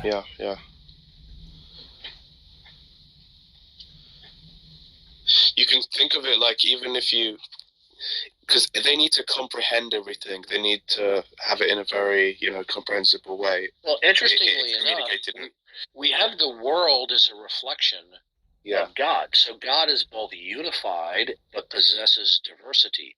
The world is unified, but it possesses diversity, and there's unity and diversity in our world so that we can have coherence and intelligibility. Well, that's because there's unity and diversity and equal ultimacy within the Godhead, where the Godhead is internally coherent. Mm-hmm. But you see, the Muslim concept of God, where God is Unitarian, okay, there's no diversity within God. Right? Yeah. So if the world reflects God in some way, I suppose it doesn't reflect God, then why is there diversity within the unity? It's incongruent. Yeah. One thing I've learned in the last 10 years as a Christian, how profound and how true it is, that the doctrine of the Trinity is a necessary ingredient in the Christian apologetic, because without which you're not going to have a world view where it can be ultimately ontologically coherent. Mm-hmm. That's why I like when I was listening to Scott Oliphant, who wrote the notes to the 4th edition of the Defense of the Faith. He was a student of Van Til. He simply pointed out that every other worldview that constitutes the not-Christian, these are just idolatrous constructs. These are just the figment, those are my terms, not his, the figment of their imagination, attempting to flee their creatureliness and their culpability and responsibility for the one true God that they know, who on a daily and a moment-to-moment basis, they're suppressing what they know. Wow. That's why you can start off with conversations with unbelievers and especially atheists and agnostics, but when you start applying very carefully worded questions from a biblical presuppositional point of view, at a certain point they know they're screwed. They know the gig is up. That's when they resort to bickering, arguing, rabbit trailing, obfuscating, prevaricating. Because if they don't do these tactics, then their autonomy of reason will be exposed as the incoherent and irrational mess that it is. Yet they claim they're striving toward reason, but the would-be autonomous man, as Van Til says, it's not coherent. Mm-hmm. I mean, I love what Van Til says, that God is not only the creator, he's the all conditioner. So what that means is God has instituted a world of unimaginable number of particulars and states of affairs, and he has imposed various levels of unity among diversity, resulting in we have a coherent world. Now, since they reject God, okay, then do they have a coherent? They believe that they have a coherent world without reference to the necessity of God. Okay, can you have a coherent worldview with diversity with no unity, or unity without diversity? Well, of course not. So then the question is, since you don't believe in God and that God hasn't revealed himself, then what is it that institutes and secures the various aspects of unity among the diversity of particulars in existence? What makes that unity? You see, they just believe that it just is. Okay, the unity is just there. You see, when I question Graham Oppy, the really super smart atheist. Oh yeah, I'm familiar with him. He's the one that he's done some objection to Robert Madoll, because I'm familiar with Robert Madoll. Yeah. Well, take a look at my interaction with him when he said that naturalism, was coherent, and I said, well, what makes the unity among the diversity real? How do you account for unity? He goes, well, I see books on my shelf. This guy is a profoundly smart professor of philosophy, yet he made a completely amateurish mistake. Because telling me there's books on the shelf is begging the question. I want to know, what is it that institutes and secures the realness of any unity among diversity? Yeah. Now, if we had the ability, he's telling you that there are books on his shelf by virtue of, from his view, he's just saying the unity is there. The photon, because some photon particles, he's trusting that they has not got a deceptive wavefront of like the light that's hitting his retina, right? The issue, it's so ridiculous. The issue is, since he has contempt for acknowledging that God is the creator and imposer of the unity among diversity, I want to know what it is that imposes and makes the unity real among the diversity. Yeah. The issue is not that there's unity among diversity. The question is, what makes it real? Since you don't want to acknowledge God, see, Romans 1 is very important. It says they did not acknowledge God, nor were they thankful. Mm-hmm. So they're ungrateful for the world that God has made for them to live in. Okay, so that's fine. what it means. Let's show them. Yeah, that's what it means. Yeah. Let's show them the utter foolishness and bankruptcy, philosophically, of them not being thankful to God as the creator and sustainer. Say, good. Since you don't believe that God is the imposer of the unity among diversity, and this comes back to the one and many problem, which you'll learn about when you read Van Til's Apologetic. And they cannot account for the one and the many in creation. They cannot account for the ontological actuality of unity among diversity. They just accept it. Well, it just is. But you see, here's another thing I learned from Van Til, is that they claim they have a criterion of belief by which they dismiss God, but they instantaneously abandon it when they adopt the not God world. Mm-hmm. Van Til made a big issue that this isn't a dispute about facts. It's a worldview conflict. Okay. So rather than talk about God and not God, what I have been striving to do is talk about the God world versus the not God world. Because if you talk about God, then you can talk about God as though he were some finite entity out there, maybe the biggest, the baddest out there. Yeah. But that's not God. In order for God to be God, he has to be ultimate, which means that he's unconditionally non-dependent, non-derivative, and all things that are not himself derive and depend upon him. Mm-hmm. But you see, when the unbeliever rejects that, then they have a world of particularity. Good. What imposes the realness of the unity? And they're just like, They say, why does it need to be imposed? Or they start, trying to. Well, why does it need to be imposed? That's like saying, why does it need to be real? Yeah, I don't have to say impose. I can say, how is it real? Yeah. And then they're going to say, well, it just is. I'll say, oh, how about I just say God is? Yeah, it just is, yeah. Yeah, you're going to accept that? And they'll say, what's your evidence for God? Good. Yeah. What is your evidence that there is something that institutes and secures the ontological reality of unity among diversity, other than the fact that you believe it. I give you a very simple illustration. If you go into Google Images, just type in female doppelgangers, and in there you'll see at least two young women who look like identical twins. Now, anybody meeting them, if they decided to pull a joke on them, would be convinced that these are sisters. But sisterhood or siblingness is a form of unity among the diversity of those two things, those women, right? Yeah. Now the question is, what makes the sisterhood real? Well, the answer is they're not sisters. Okay? It's just that people believe they're sisters. Now, this is an analogy in the world of unity among diversity. If the unity among the diversity of things is real at various levels, what makes it out that they're just asserting it arbitrarily? Mm-hmm. So when Van Til says that God is the all-conditioner, he's the concrete universal. By the way, the concrete universal is a term that he borrowed from idealistic philosophy, which he criticizes in his doctoral dissertation.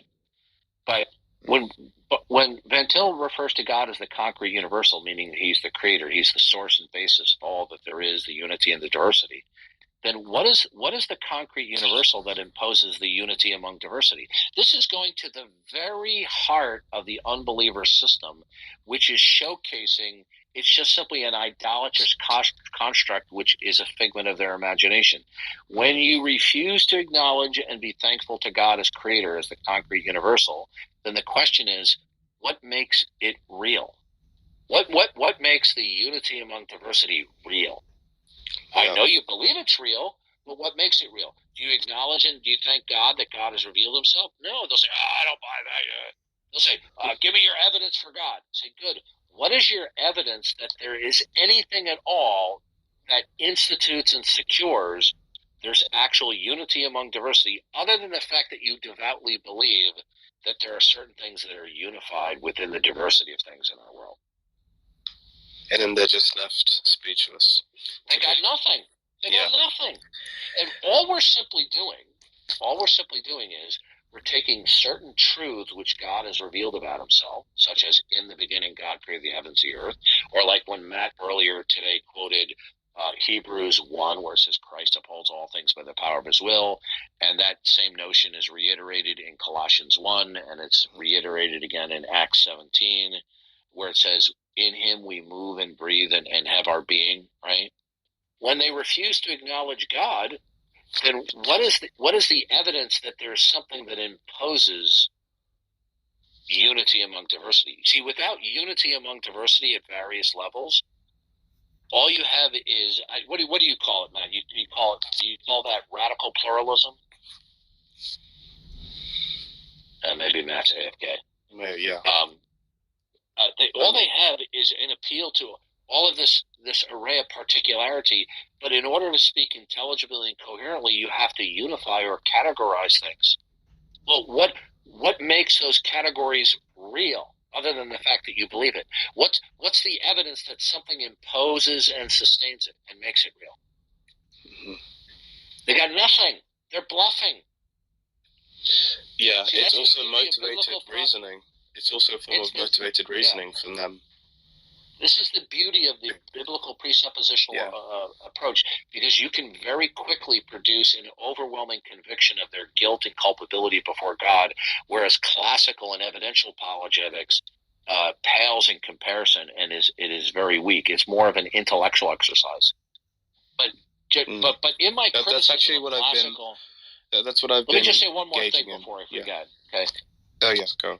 It's not that certain types of reasoning within classical and evidential apologetics are completely wrong. It's just that they're not correctly formulated in a biblical presuppositional way. And Bahnsen covers this in about you remember that folder I told you about? Yeah, seminary level apologetics. About 3/4 of the way through those lectures, he goes over that, saying that the problem is they're presenting certain truths, but that are appealing to certain false beliefs of an unbeliever. See, Van Til says we don't defend the Christian worldview piecemeal. We defend it as a whole system, not block by block.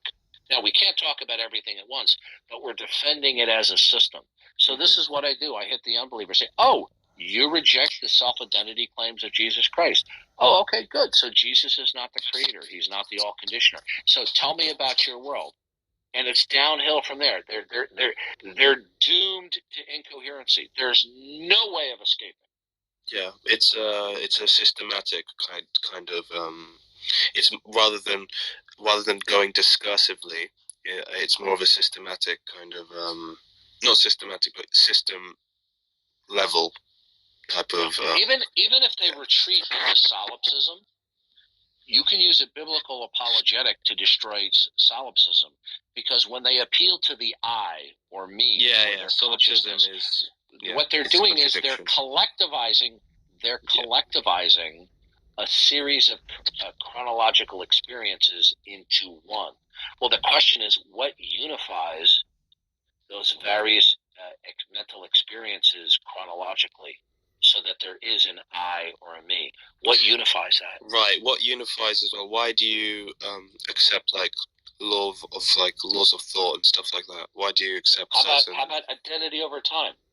Yeah. This is such a basic idea that they think they almost think it's perverted to even question it. So in order to even speak intelligibly about anything, you have to presuppose identity over time for things. Well, the question is, what makes identity over time?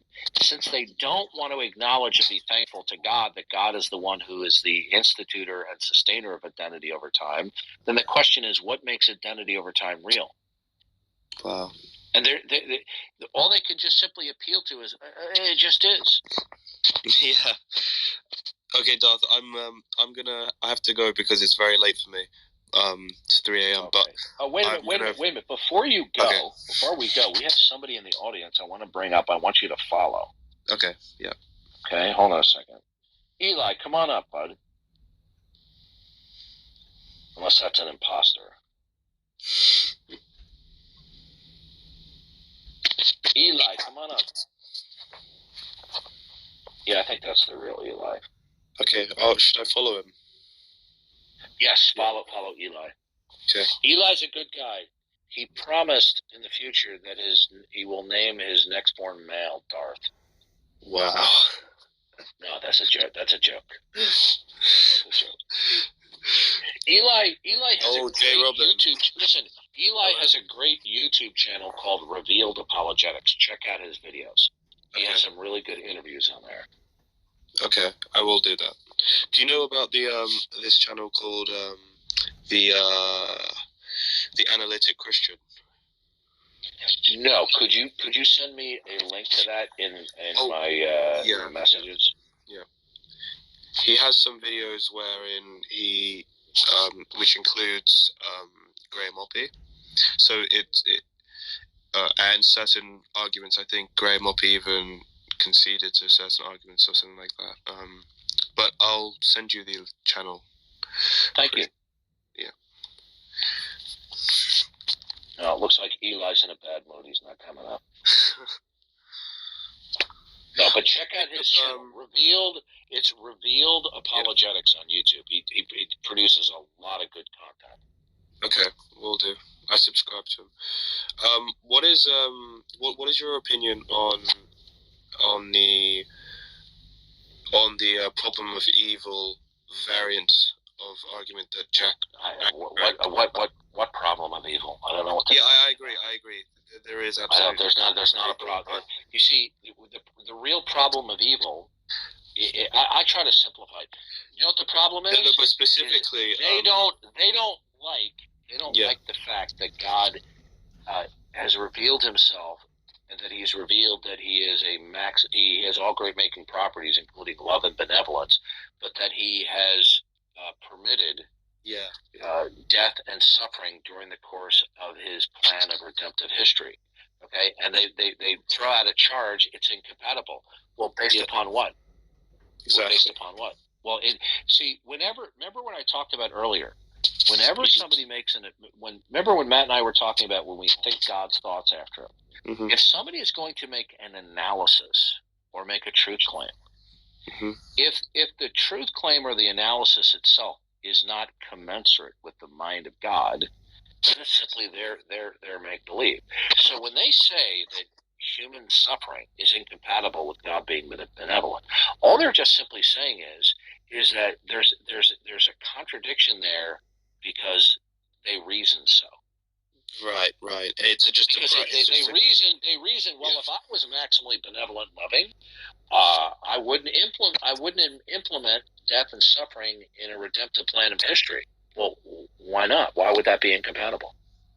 And they say, well, a maximally God would not do that. Well, how do you know what a maximally God would do? Did God reveal that to you?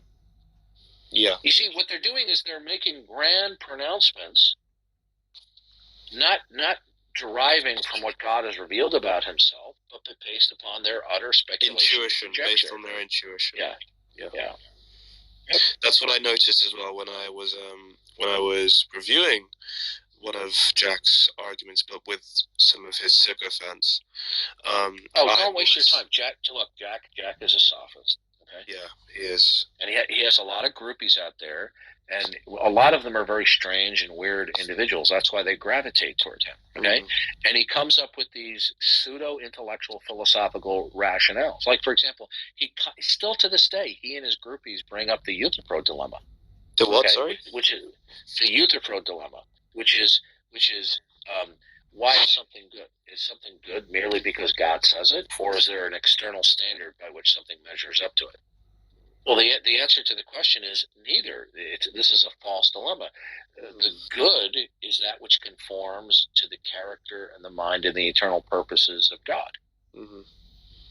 And we don't even have to prove that. All we have to show is just a categorization, right? Yeah. Can we just restart? I wanted to restart the room because I wanted to save the replays, Darth. I know that it's kind of around 12 hours now, so no problem. Restart it. All right, thank you. Okay. Okay. Good night, Darth. Yeah.